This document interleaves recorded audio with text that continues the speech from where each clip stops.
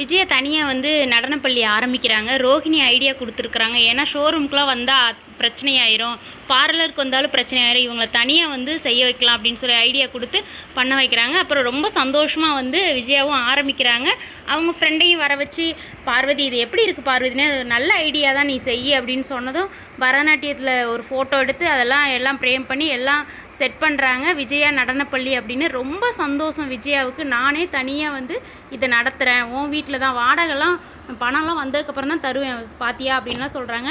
பரவாயில்ல, நீ ஃபஸ்ட்டு நடத்த, அப்புறமா வாடகை கொடு அப்படின்னு சொல்கிறாங்க. அப்போ யாருமே வரல அப்படின்னு சொல்லி ரொம்ப வருத்தத்தோடு இருக்காங்க. இதை கேட்ட முத்து வந்து எங்கள் அம்மாவை சந்தோஷப்படுத்தணும் அப்படின்னு சொல்லி நம்ம 2 பேரும் தட்டை எடுத்துகிட்டு இதில் போய் கற்றுக்கலாம் அப்படின்னு உள்ளே போகிறாங்க. எங்கள் 2 பேத்துக்கு ஃபஸ்ட்டு கற்றுக் கொடுங்க அப்படின்னு சொல்லி, என்ன நக்கல் பண்ணுறீங்களா, நான் உண்மையிலே தான் கேட்குறோம் அப்படின்னு சொன்னதும் மீனாவும் விஜயாவும் டான்ஸ் ஆடுறாங்க. நடனப்பள்ளியில் ஃபஸ்ட்டு மீனா தான் சேர்றாங்க.